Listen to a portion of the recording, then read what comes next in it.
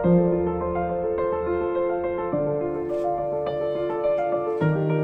Morning students, कैसे हैं आप सब। आज की वीडियो में हम स्टडी करेंगे क्लास 11 के अंतर्गत जीव विज्ञान का तीसरा अध्याय, जिसका नाम है पादप जगत। पादप जगत के बारे में हम स्टडी करेंगे। इससे पहले आप लोगों ने आर.एच. व्हिटेकर द्वारा दिए गए वर्गीकरण पद्धति में आप लोगों ने किसको किसको पढ़ लिया है। मोनेरा जगत को पढ़ लिया है, प्रोटिस्टा जगत को पढ़ लिया है, कवक जगत को पढ़ लिया है। इन सारे जगत को आप लोगों ने, इन सभी जगत को आप लोगों ने दूसरे अध्याय में स्टडी किया है। और तीसरे अध्याय में हम स्टडी करेंगे पादप जगत के बारे में कि पादप जगत में रखे गए जीव के मुख्य कैरेक्टर्स क्या हैं। तो आप लोग आज की वीडियो में पढ़ेंगे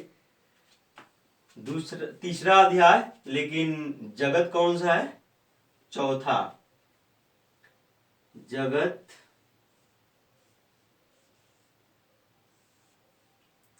पादप। पादप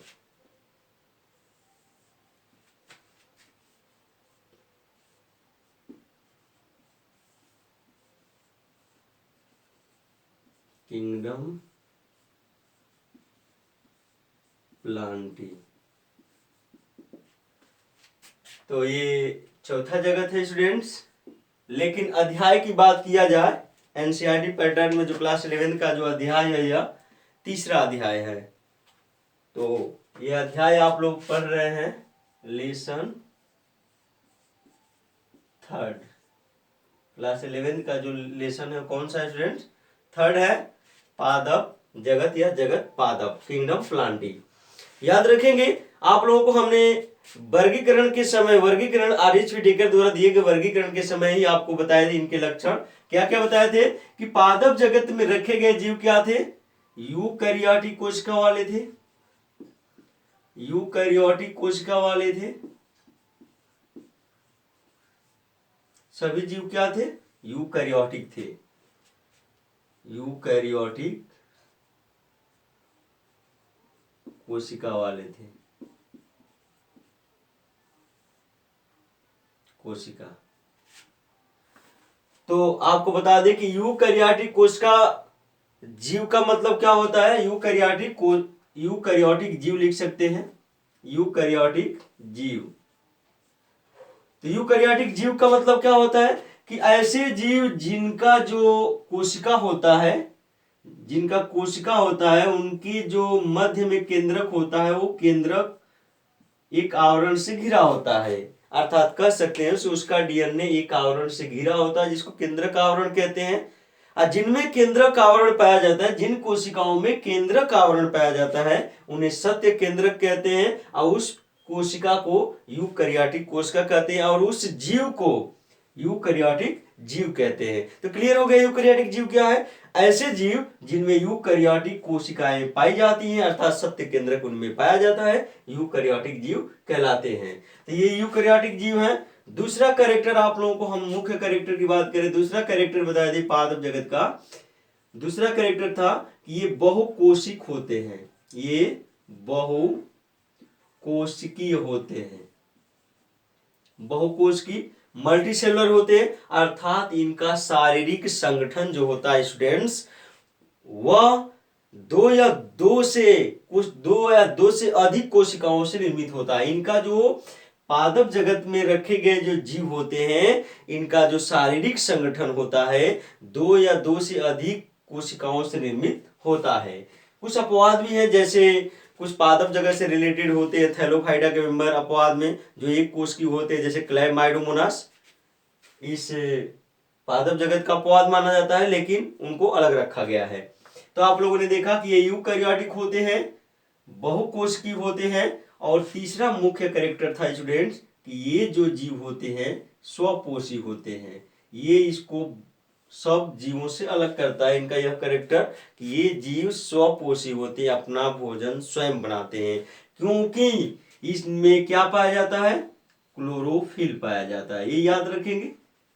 जो इस जगत के जो जीव हैं उनमें यह क्लोरोफिल पाया जाता है, जिसके कारण ये प्रकाश संश्लेषण की क्रिया कर लेते हैं और स्वपोषी कहलाते हैं। तो ये तीन मुख्य कैरेक्टर को याद रखेंगे कि पादप जगत के जीव यूकैरियोटिक होते हैं, फिर से रिपीट कर देते हैं, बहुकोशिक होते हैं और स्वपोषी होते हैं। Eukaryotic livings, multicellular and autotrophic. तो आपको ये याद हो गया, तो लिख लेंगे कि जगत पादप के जो जीव हैं यूकैरियोटिक होते हैं। दूसरा, इनका जो शरीर होता है, इनका शरीर शारीरिक संगठन होता है वो दो से अधिक कोशिकाओं से निर्मित होता है, अर्थात ये बहुकोशिकी होते हैं और ये अपना भोजन स्वयं बना लेते हैं। अब देखते हैं कुछ और भी इंपॉर्टेंट चीजें कि पादप जगत विज्ञान की किस शाखा के अंतर्गत, मतलब समझिए यहाँ पर कि पादप जगत में किसका अध्ययन किया जाता है, तो सभी पादपों का अध्ययन किया जाता है। पादपों का, सभी पादपों का याद रखेंगे। पादप जगत के अंतर्गत दुनिया में जितने पादप हैं लगभग माना जाता है कि लगभग 4 लाख पादप पूरे विश्व में 4 लाख पादपों की जातियां पाई जाती हैं। क्लियर हुआ? 4 लाख पादपों की जातियां इस दुनिया में पूरे सृष्टि पर पाई जाती है। इनमें से 70% जो पादप होते हैं वे क्या होते हैं स्टूडेंट्स? इनमें से 70% पादपों की जातियां पुष्पोद्भिद होती हैं, मतलब पुष्प वाले पौधे होते हैं, मतलब इस पृथ्वी पे सबसे ज्यादा पुष्प वाले पौधे होते हैं। तो ये सारी चीज याद रखने की है। तो सभी पादपों का अध्ययन हम पादप जगत में करेंगे, जगत पादप में करेंगे, और विज्ञान की वह शाखा जिसके अंतर्गत हम सभी पादपों का अध्ययन करते हैं उसको वनस्पति विज्ञान कहते हैं। यहां पर याद रखेंगे वनस्पति विज्ञान कहते हैं। इंग्लिश में कहते हैं स्टूडेंट्स बॉटनी। तो यहां पर क्लियर हुआ बॉटनी किसे कहते हैं, वनस्पति विज्ञान किसे कहते हैं? तो विज्ञान की वह शाखा जिसके अंतर्गत हम सभी पेड़ पौधों का अध्ययन करते हैं या सभी पादपों का अध्ययन करते हैं, विज्ञान की उस शाखा को हम वनस्पति विज्ञान या बॉटनी कहते हैं। क्लियर हुआ?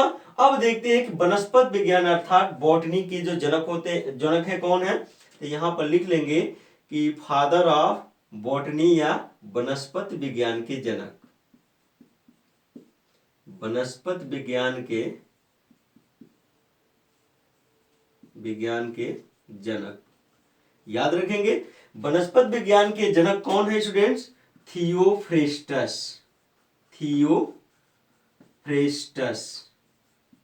ये हैं वनस्पति विज्ञान के जनक अर्थात बॉटनी के फादर, मतलब फादर ऑफ बॉटनी या वनस्पति विज्ञान के जनक। इनका नाम याद रखेंगे, बहुत बार पूछा जाता है कि वनस्पति विज्ञान के जनक कौन है, तो थियोफ्रेस्टस हैं। इन्होंने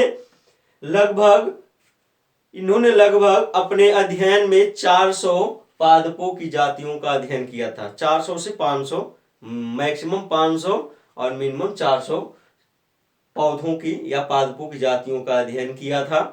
तो ये याद रखेंगे, ये कुछ मुख्य पॉइंट्स था। अब देखते हैं पादपों का वर्गीकरण। अब आप लोगों का अगला टॉपिक होगा पादपों का वर्गीकरण।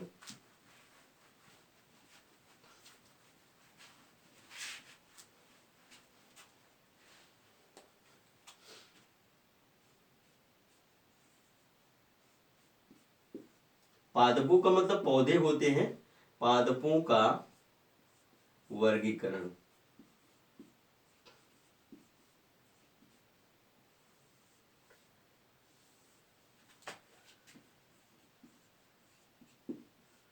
क्लासिफिकेशन ऑफ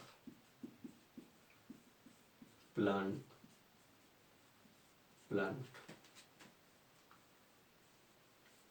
तो यहां पर देखेंगे पादपों का वर्गीकरण किसके आधार पर किया गया?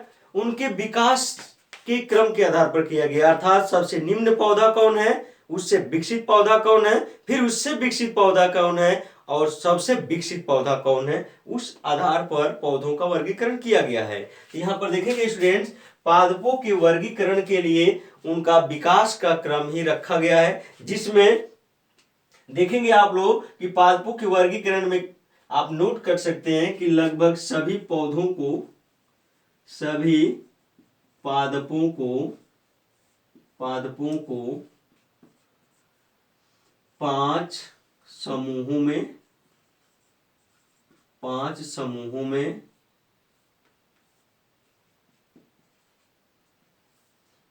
रखा गया है।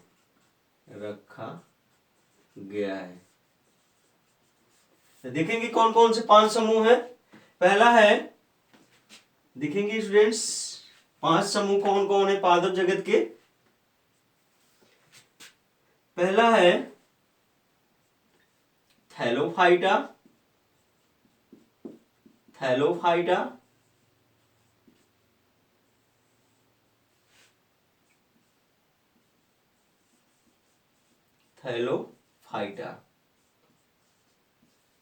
याद रखेंगे, ये पहला हो गया। दूसरा है ब्रायोफाइटा,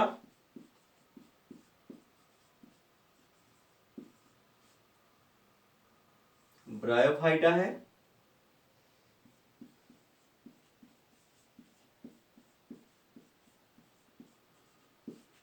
ब्रायोफाइटा। तीसरा स्टूडेंट्स टेरिडोफाइटा,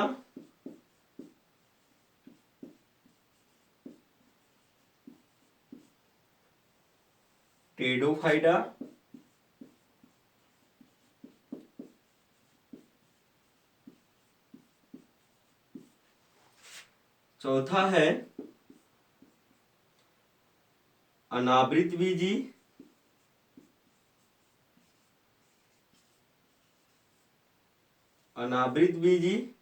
जिसको हम लोग जिम्नोस्पर्म कहते हैं इंग्लिश में, जिम्नोस्पर्म। और पांचवा है स्टूडेंट्स आवृत बीजी,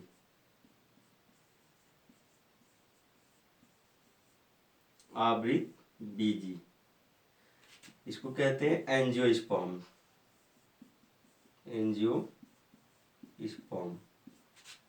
यहाँ आप लोगों ने देखा कि पादपों के वर्गीकरण में पादपों को 5 समूहों में रखा गया है या बांटा गया है। याद रखेंगे, ये सीक्वेंसली ही याद रखेंगे आप लोग, बहुत इंपॉर्टेंट है। थैलोफाइटा, ब्रायोफाइटा, टेरिडोफाइटा, अनावृत बीजी और आवृत बीजी। इसमें एक और चीज आपको बता दें कि किनको किनको रखा गया, किनको किनको आप लोगों को स्टडी करना है। तो थैलोफाइटा में आप पढ़ेंगे स्टूडेंट्स शैवालों के बारे में, स्पेशली इसमें किसको रखा गया है, शैवाल को। थैलोफाइटा में किसको रखा गया स्टूडेंट्स, शैवालों को रखा गया है। तो हम थैलोफाइटा में किसको पढ़ेंगे, तो शैवालों को पढ़ेंगे। ब्रायोफाइटा में किसको पढ़ेंगे, तो इसमें आप लोग पढ़ेंगे तो कुछ ऐसे पौधे हैं जिनमें जड़, तना, पत्ती तो नहीं पाई जाती है, लेकिन जड़, तना, पत्ती जैसी संरचना पाई जाती है। जैसे आप लोगों के हो गए फ्यूनेरिया हो गया, फिर मार्केंसिया हो गया, सब इसके अंतर्गत स्टडी करेंगे। टेरिडोफाइटा में हम स्टडी करेंगे, इसमें ज्यादातर सजावटी पौधे आते हैं।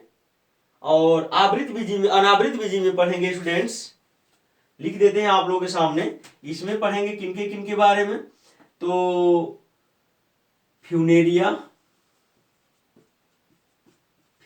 के बारे में, इसके एग्जांपल्स हैं। और मार्केंसिया के बारे में स्टडी करेंगे। और भी इसके एग्जांपल हैं, लेकिन इनके बारे में स्टडी करेंगे। इसके टेरिडोफाइट्स के अंतर्गत आप लोग स्टडी करेंगे इक्विसिटम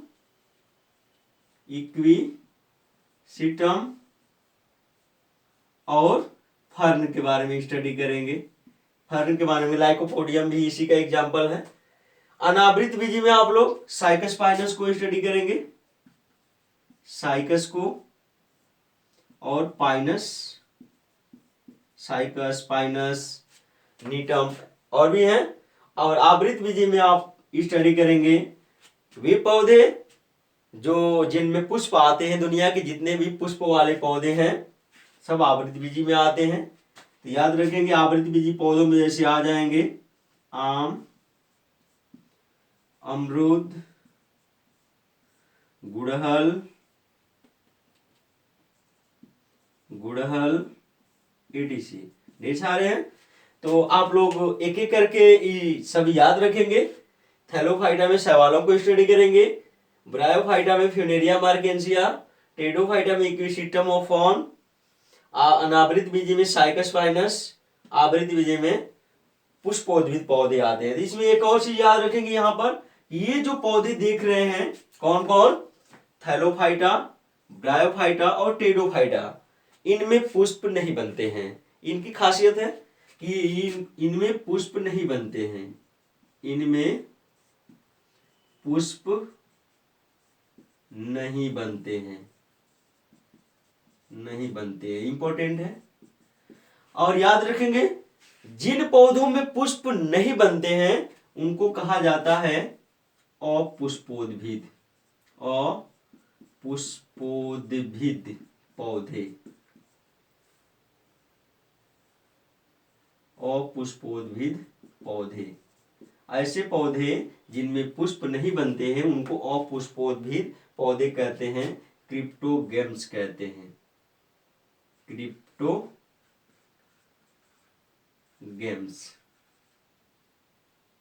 क्रिप्टोगैम्स कहते हैं, क्रिप्टोगैम्स कहते हैं। और ये जो दो पौधे की आप लोग समूह देख रहे हैं, अनावृत बीजी और आवृत बीजी, इनमें याद रखेंगे आप लोग पुष्पोद्भिद पौधे आते हैं, इनमें पुष्प बनते हैं, इनमें पुष्प उत्पन्न होते हैं, उत्पन्न होते हैं। तो ऐसे पौधे जिनमें पुष्प उत्पन्न होते हैं उनको क्या कहते हैं, फैनेरोगैम्स। पुष्पोद्भिद पहले लिख लेते हैं, पुष्पोद्भिद पौधे, पुष्पोद्भिद कहते हैं, और इंग्लिश में कहते हैं फैनेरोगैम्स, फैनेरोगैम्स। तो आप लोगों ने समझा यहाँ पर, ये क्रिप्टोगैम्स कहते हैं और पुष्पोद्भिद पौधे कौन कौन, थैलोफाइटा, ब्रायोफाइटा, टेडोफाइटा, और पुष्पोद्भिद पौधे अनावृत बीजी और आवृत बीजी। एक और चीज इनकी खासियत बता देते हैं स्टूडेंट्स, कि जो थैलोफाइटा के जो रखे गए पादप हैं, थैलोफाइटा में रखे गए पादप हैं, स्पेशली जो शैवाल के बारे में आप लोग स्टडी करेंगे, इनमें जड़, तना, पत्तियां अनुपस्थित होती हैं, जड़, तना व पत्तियां, जड़, तना व पत्तियां अब्सेंट होती हैं। अर्थात थैलोफाइटा में जो भी पौधे रखे गए हैं उनमें जड़, तना, पत्तियां अनुपस्थित होती हैं। दूसरा कैरेक्टर आप लोग देखेंगे इनका, कि इनमें संवहन उत्तक भी नहीं पाए जाते हैं, संवहन उत्तक भी नहीं पाए जाते हैं, मतलब जाइलम और फ्लोएम भी इनमें एब्सेंट होते हैं। तो आप लोगों ने देखा कि शैवालों में जड़, तना, पत्तियां अनुपस्थित होती हैं। इनका जो शारीरिक संगठन होता है थैलस होता है। कैसा होता है स्टूडेंट्स, थैलस होता है, अर्थात जड़, तना, पत्तियां आप लोग भी भेद नहीं कर पाएंगे। संवहन उत्तक इनमें नहीं पाया जाता है, तो जाइलम और फ्लोएम भी इनमें नहीं पाया जाता है। आगे ब्रायोफाइटा, ब्रायोफाइटा में जड़, तना, पत्ती इसमें भी अनुपस्थित होती है, आती है, इसमें भी आप लोग जान लेंगे, इनमें भी जड़, तना, पत्ती, जड़, तना, पत्ती अनुपस्थित होती है, मतलब सत्य प्रकार की नहीं होती, लेकिन कुछ संरचनाएं पाई जाती है, जैसे पत्ती की तरह संरचना पाई जाती है, पत्ती की तरह संरचना किनमें, ब्रायोफाइटा में, जिसको हम लोग थैलस कहते हैं, थैलस कहते हैं। इनमें पत्ती की तरह संरचनाएं पाई जाती हैं ब्रायोफाइटा में, जिसको हम लोग थैलस कहते हैं, और जड़ की तरह संरचना पाई जाती है जिसको हम लोग मूलाभास कहते हैं, मूलाभास। यहाँ आप लोगों ने देखा कि पत्ती की तरह संरचना ब्रायोफाइटा में पाया जाता है, इसलिए थैलस कहते हैं, और जड़ की तरह संरचना पाई जाती है जिसे मूलाभास कहते हैं, राइजोइट्स कहते हैं। यहाँ पर देखेंगे टेडोफाइटा में, तो टेडोफाइटा में रखे गए जो भी पौधे हैं इनमें जड़, तना, पत्तियां पूर्ण विकसित पाई जाती हैं। तो यहाँ लिख लेंगे, इनमें जड़, तना, पत्तियां पाई जाती हैं। आगे हम डिटेल से पढ़ाएंगे जड़, तना, जड़ तना पत्ती उपस्थित होती है, पाई जाती है, सत्य प्रकार की होती है। इनमें जड़ तना पत्ती सत्य प्रकार की होती है, मतलब विकसित प्रकार की होती है। जबकि इनमें संवहन उत्तक इनमें नहीं पाए गए थे, इनमें संवहन उत्तक नहीं पाए गए थे, लेकिन इनमें संवहन उत्तक पाए जाते हैं। संवहन उत्तक क्या होते हैं? पाए जाते हैं। आप लोगों ने देखा कि टेरिडोफाइटा में जड़ तना पत्तियां पाई जाती हैं और संवहन उत्तक भी पाए जाते हैं। लेकिन आगे हम बताएंगे कि संवहन उत्तक भी पूर्ण विकसित नहीं होते हैं, क्योंकि संवहन उत्तक दो प्रकार के होते हैं, जाइलम और फ्लोएम। जाइलम में वेसल्स वाहिका एब्सेंट होते हैं और फ्लोएम संवहन उत्तक में कौन सा एब्सेंट होते हैं? सकोशिकाएं उपस्थित होती है। सेम कंडीशन आता है। हाँ, इसमें एक और चीज याद रखें, टेरिडोफाइटा में इसमें मुख्य रूप से सजावटी पौधों को रखा गया है, जो ऑफिस में और स्कूल कॉलेजों में लगाए जाते हैं सजावटी पौधे। वे सभी पौधे इसके अंतर्गत आते हैं, टेरिडोफाइटा के अंतर्गत। और अनावृत बीजी में कौन आते हैं? तो ऐसे पौधे जिनमें जड़ तना पत्तियां भी बनती हैं, फूल भी बनते हैं, लेकिन जो बीज होता है, फल नहीं बनता है इनमें। इनमें अनावृत बीजी पौधों में फल नहीं बनता है, लेकिन बीज का निर्माण होता है, बीज बनता है। लेकिन बीज यह होता है स्टूडेंट्स, आवरण से घिरा नहीं होता है, अर्थात यह जो बीज बना है यह नग्न होता है, ये बीज आवरण से घिरा नहीं होता है। इस कारण इन पौधों को, अनावृत बीजी पौधों को नग्न बीजी भी कहते हैं, नग्न बीजी भी कहते हैं। याद रखेंगे, कभी कभार आप लोगों से पूछ लिया जाता है कि नग्न बीजी पौधे किनमें आते हैं? तो अनावृत बीजी। अनावृत बीजी का मतलब ही होता है अनावृत बीजी, ऐसे बीज जिनमें उसका आवरण नहीं पाया जाता है, उन्हें क्या कहते हैं? अनावृत बीजी। और अंतिम में आते हैं आवृत बीजी, ऐसे बीज जिनके बाहरी आवरण पाए जाते हैं, ऐसे बीज जिनके बाहर आवरण पाया जाता है, मतलब बीज आवरण यहाँ क्या किया जाता है? पाया जाता है, बीज आवरण इनमें पाया जाता है। तो ये बीज आवरण इनमें पाया जाता है। और आप लोग देखेंगे फल फूल सब बनते हैं, और जो बीज होता है वो फल में ही पाया जाता है, बीज फल के अंदर पाया जाता है, ये याद रखेंगे। इनमें जो बीज होता है आवृत बीजी में, वह बीज आवरण से तो घिरा होता है, लेकिन फल के अंदर पैकिंग होता है। तो याद रखेंगे, दोनों में अंतर समझ में आया। इनमें जो बीज होते हैं अनावृत बीजी पौधों में बीज नग्न होते, इसलिए नग्न बीजी कहते हैं। लेकिन आवृत बीजी पौधों में बीज पाया जाता है, अब बीज आवरण भी पाया जाता है, लेकिन यह फल के अंदर बंद होते हैं, फल में ही पाए जाते हैं, अब फल भी बनते हैं। एक चीज और याद रखेंगे स्टूडेंट्स, सबसे विकसित प्रकार के जो पौधे होते हैं वो आवृत बीजी पौधे होते हैं। आगे हम जब विस्तार से पढ़ाएंगे तो देखेंगे कि आवृत बीजी पौधे भी दो प्रकार के, एक होते हैं एक बीजपत्री, जिनमें एक ही बीज पत्र पाया जाता है, जैसे चावल हो गया, मक्का हो गया, आपका बाजरा हो गया, गेहूं हो गया, आलू हो गया, गन्ना हो गया, ये सब क्या है? एक बीजपत्री पौधे हैं। द्विबीजपत्री भी इसी के अंतर्गत आता है, ऐसे पौधे जिनके बीज में दो बीज पत्र पाया जाता है उन्हें द्विबीजपत्री कहते हैं। कौन कौन आते हैं भाई? तो थोड़ा उसको भी देख लेते हैं। तो द्विबीजपत्री जैसे आप लोग जितनी दाल वाली फसल होगा, जैसे चना को ले लीजिए, मटर को ले लीजिए, तो मटर का एक खोला जब हटाएंगे आप लोग, ये मटर का खोला हटाएंगे तो इसमें दो बीज पत्र ऐसे, जिसको आप लोग दाल कहते हो।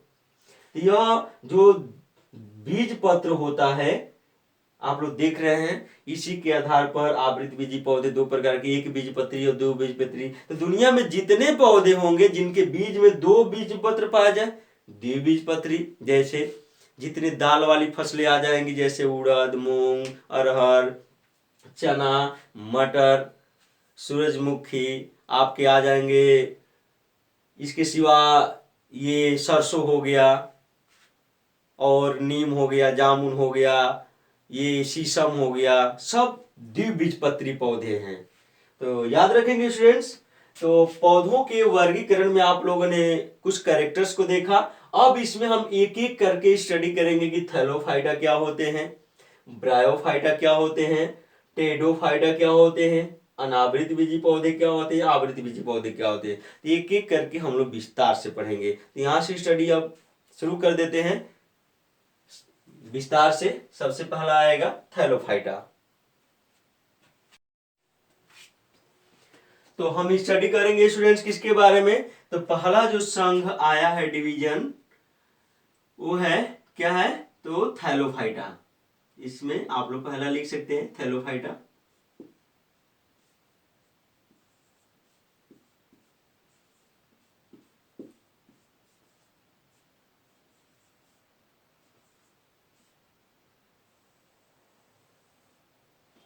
थैलोफाइटा।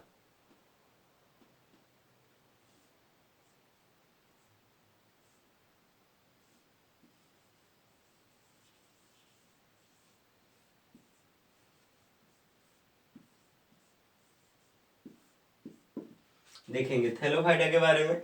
याद रखेंगे हमने बताया था कि इनमें जड़ तना पत्तियां तो बिल्कुल ही नहीं पाई जाएंगी। इनका जो शारीरिक संगठन हो, शारीरिक बनावट होगा वो थैलस के आकार का होगा। इनका शरीर कैसा होगा, थैलस के आकार का होगा, प्लांट बॉडी। तो याद रखेंगे। तो थैलोफाइटा के बारे में कुछ इंपॉर्टेंट चीजें जान लेंगे कि इनमें जड़ तना पत्तियां तो नहीं पाई जाती हैं, जड़ तना पत्ती नहीं पाई जाती है। दूसरा कैरेक्टर आपको हमने क्या बताया था कि इनमें संवहन उत्तक भी नहीं पाए जाते हैं। संवहन उत्तक जिसको हम लोग जाइलम और फ्लोएम कहते हैं, ये भी क्या होते हैं, जाइलम और फ्लोएम। इसमें क्या होते हैं, नहीं पाए जाते हैं। लेकिन पौधों से इनकी क्या समानता है, पौधों तो असमानता हो गई कि पौधे में मुख्य क्या बातें होती है कि जड़ तना पत्ती पाई जाती है, संवहन उत्तक भी पाया जाता है, लेकिन ये इनमें नहीं पाया जा रहा है। लेकिन समानता क्या रह रहा है, तो इनमें तीसरा कैरेक्टर समानता का देखेंगे कि इनमें क्लोरोफिल पाया जाता है, पर्णहरिम। इनमें पर्णहरिम जिसको क्लोरोफिल आप लोग कहते हो, क्लोरोफिल, इनमें क्लोरोफिल पाया जाता है। तो ये समानता का लक्षण हो गया किससे, पौधों से, पादप जगत से। इस कारण इन्हें पादप जगत में रखा गया, क्योंकि ये पर्णहरिम पाया जाएगा तो क्या होंगे, स्वपोषी होंगे। आपको पता है कि इनमें पर्णहरिम में तो ये क्या है, स्वपोषी है। और आप लोग देखेंगे कि मुख्य कैरेक्टर में कि ये इनमें पर्णहरिम पाया जाता है, स्वपोषी होते हैं। और याद रखेंगे स्टूडेंट्स, ये पाए कहाँ जाते हैं, तो स्पेशली ये मुख्य रूप से कह सकते हैं कि ये जल में ही पाए जाते हैं, अर्थात जली होते हैं।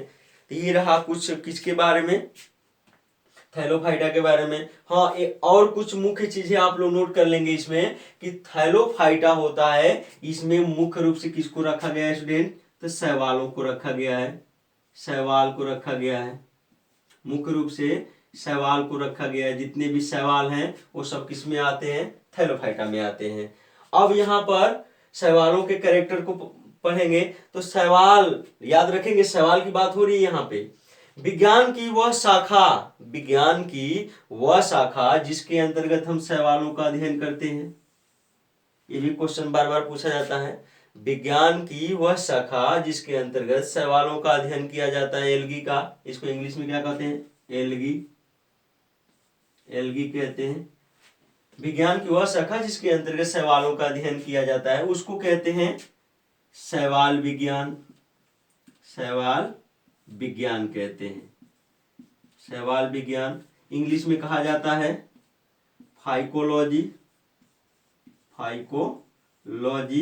या एल्गोलॉजी।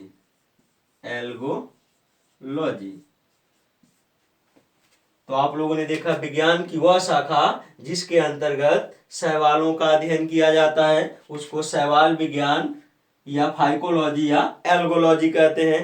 अब जरा आप लोग समझेंगे कि शैवाल विज्ञान के अर्थात फाइकोलॉजी के जनक कौन है। तो यहाँ आप लोग जान लेंगे कि फाइकोलॉजी के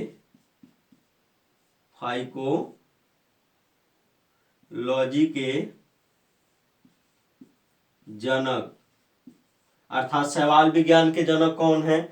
तो यहाँ पर आता है नाम फ्रिज का। ये फ्रिज हैं जिन्होंने शैवालों के बारे में गहन अध्ययन किया था। उनको इस कारण क्या माना जाता है, जनक माना जाता है, पिता माना जाता है। इंग्लिश भी आप लोग लिख लेंगे फ्रिज का, फ्रिज।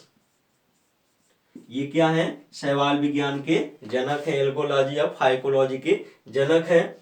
दूसरा पूछा जाता है कि शैवाल विज्ञान के भारतीय जनक कौन है, अर्थात इंडियन फाइकोलॉजी कौन है। तो लिख लेंगे शैवाल विज्ञान के भारतीय जनक इंडियन फाइकोलॉजी कौन है, MOP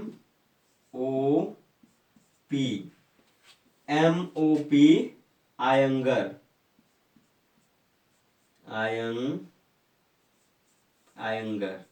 इनका नाम याद रखेंगे, MOP आयंगर। आयंगर की अंग्रेजी आप लोग लिख लेंगे YE है, यहाँ पर थोड़ा मिस हुआ है, ENGA है। ये है बच्चों MOP आयंगर, ये आई है आयंगर। तो इनका नाम याद रखेंगे, बार बार कॉम्पिटिटिव एग्जाम में पूछा जाता है कि शैवाल विज्ञान अर्थात फाइकोलॉजी के भारतीय जनक कौन है, MOP आयंगर हैं। तो ये रहा किसके बारे में, शैवाल और शैवाल विज्ञान के बारे में। अब इनके मुख्य कैरेक्टर को आप लोग नोट करते चलेंगे। जो इंपॉर्टेंट था हमने बताया, अब इसमें कुछ मुख्य बातें आप लोग नोट करेंगे।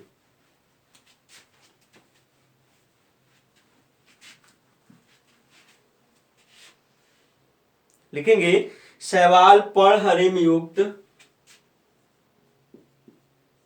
शैवाल पर्णहरिम युक्त, पर्णहरिम मतलब क्लोरोफिल, पर्णहरिम युक्त शैवाल पर्णहरिम युक्त संवहन उत्तक रहित, संवहन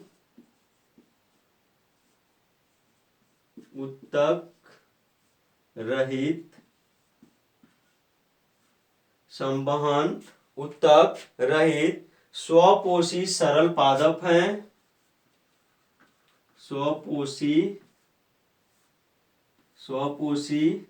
सरल पादप हैं।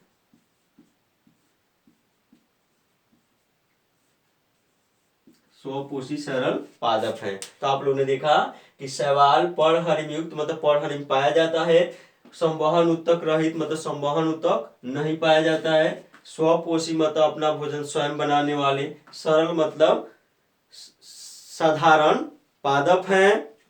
इनमें वास्तविक जड़, तना तथा पत्तियां नहीं पाई जाती हैं। लिख लेंगे इनमें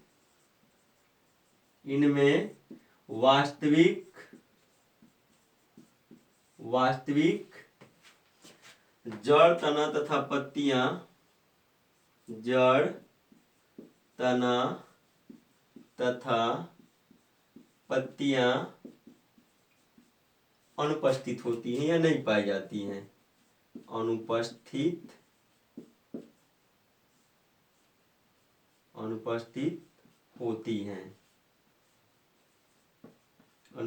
होती हैं।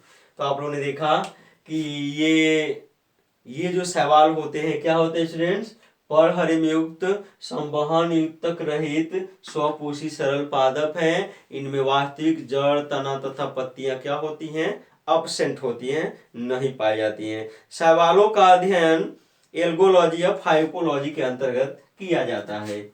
शैवालों का अध्ययन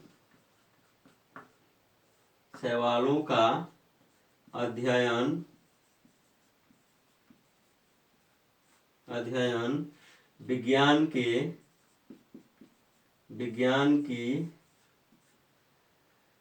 शाखा एल्गोलॉजी, एल्गोलॉजी, एल्गोलॉजी लिख सकते हैं अंग्रेजी भी, एल्गोलॉजी या फाइकोलॉजी,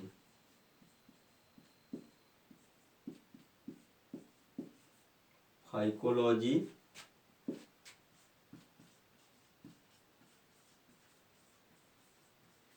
फाइकोलॉजी के अंतर्गत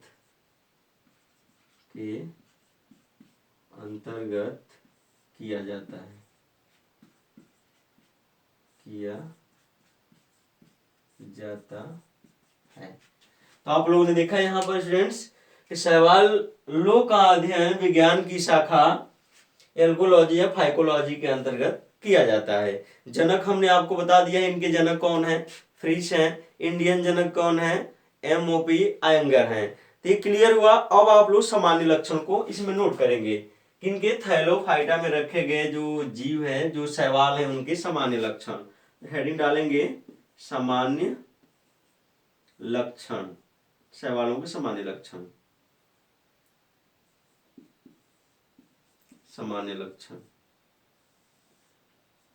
याद रखेंगे। जनरल कैरेक्टर्स, जनरल कैरेक्टर्स, सामान्य लक्षणों को अब स्टडी करेंगे। तो सामान्य लक्षण में आप लोगों ने जाना है पहले ही से, इनमें लैंगिक जन्म के फलस्वरूप भ्रूण का निर्माण नहीं होता है। लिख लेंगे, पहला इनके सामान्य लक्षण निम्न है, इनके सामान्य लक्षण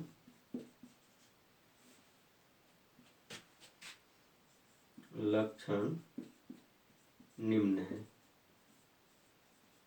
निम्न है। पहला है स्टूडेंट्स, इनमें लैंगिक जनन के फलस्वरूप, सेक्सुअल रिप्रोडक्शन के फलस्वरूप, लैंगिक जनन के फलस्वरूप, लैंगिक जनन के फलस्वरूप भ्रूण का निर्माण नहीं होता है। माने इनमें भ्रूण, जिसको एम्ब्रियो कहते हैं, एम्ब्रियो, इनमें लैंगिक जनन के फलस्वरूप भ्रूण का निर्माण नहीं होता। ये बहुत इंपॉर्टेंट है, कई बार पूछा गया है, निर्माण नहीं होता है। ये क्वेश्चन कई बार पूछा गया है स्टूडेंट्स कि कौन ऐसे पादप है जिनमें भ्रूण नहीं बनते हैं, भ्रूण का निर्माण नहीं होता है। तो याद रखेंगे, शैवाल, शैवाल के अंतर्गत भ्रूण नहीं बनता है। दूसरा इसका इंपॉर्टेंट कैरेक्टर लिखेंगे, दूसरा इसका इंपॉर्टेंट कैरेक्टर स्टूडेंट्स कि शैवालों का शरीर सुकाय थैलस होता है, थैलस याद रखेंगे। शैवालों का शरीर, शैवालों का शरीर, हम हिंदी में थैलस को क्या बोलते हैं, सुकाय, सुकाय, इंग्लिश में लिख सकते हैं थैलस, सुकाय होता है, या थैलस आप लोग लिख सकते हैं। तो आप लोगों ने देखा कि शैवालों का जो शरीर होता है वो क्या होता है स्टूडेंट्स, थैलस होता है। अर्थात लिख सकते हैं कि इनमें जड़, तना, पत्तियां विभेदित नहीं होती हैं। अर्थात इनमें जड़, तना, पत्तियां, तना व पत्तियां अनुपस्थित होती हैं, नहीं पाई जाती हैं, नहीं पाई जाती है, पाई जाती है। तो आप लोगों ने देखा शैवालों का शरीर सुकाय अर्थात थैलस होता है, अर्थात इनमें जड़, तना, पत्तियां बिल्कुल ही नहीं पाई जाती हैं। अगला लिखेंगे, इनमें क्लोरोफिल पाया जाता है, जो जस्ट हमने आपको बता रखा है। तीसरा इसका कैरेक्टर है, इनमें क्लोरोफिल पाया जाता है। क्लोरोफिल, जिसको पर्णहरिम आप लोगों ने लिखा था, पर्णहरिम हिंदी में कहते हैं, इंग्लिश में क्लोरोफिल कहते हैं। इनमें क्लोरोफिल पाया जाता है या उपस्थित होता है, पाया जाता है। पर्णहरिम पाया जाता है, जिसके कारण ये क्या होते हैं, स्वपोषी होते हैं। आगे लिखेंगे, इसमें लिख सकते हैं इनमें क्लोरोफिल पाया जाता है, अर्थात ये स्वपोषी होते हैं, स्वपोषी होते हैं, स्वपोषी होते हैं। चौथा कैरेक्टर लिखेंगे, चौथा कैरेक्टर स्टूडेंट्स लिखेंगे इसमें कि इनमें जो पाया जाता है दोनों अवस्थाएं, जैसे आप कह सकते हैं कि युग्मकोद्भिद अवस्था और बीजाणुद्भिद अवस्था, दोनों अवस्था पाई जाती है। इसको नोट कर लेंगे आप लोग।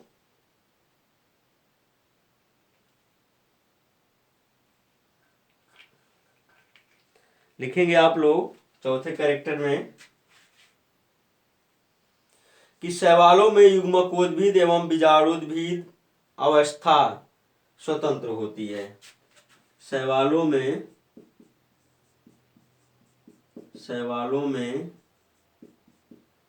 बीजाणुद्भिद, पहले युग्मकोद्भिद लिख सकते हैं,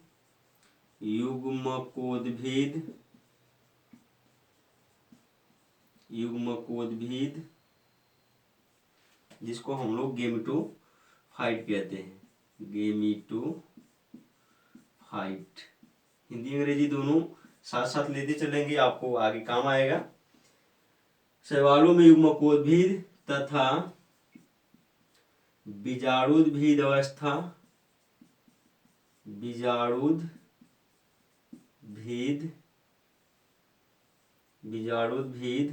अवस्था स्वतंत्र होती है, स्वतंत्र होती है,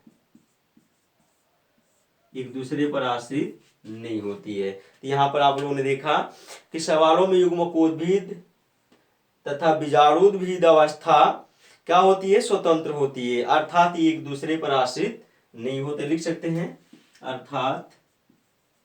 अर्थात ये एक दूसरे पर आश्रित नहीं होती है, ये अवस्थाएं एक दूसरे पर आश्रित नहीं होती हैं, ये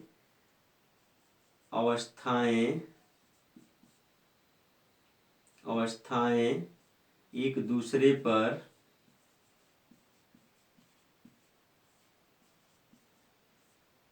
आश्रित नहीं होती है,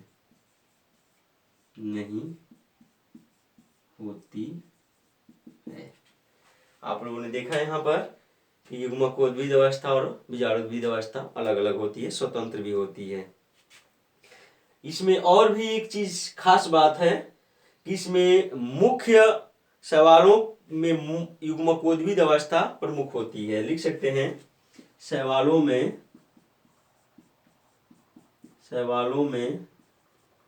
युग्मकोद्भिद अवस्था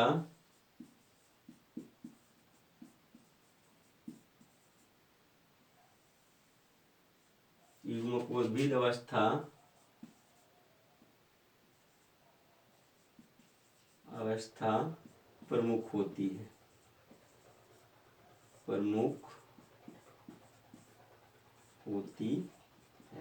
आप लोगों ने देखा यहाँ पर कि शैवालों में युग्मकोद्भिद अवस्था प्रमुख होती है। आगे लिखेंगे आप लोग, अधिकांश शैवाल जलीय होते हैं, पांचवा कैरेक्टर है, अधिकांश शैवाल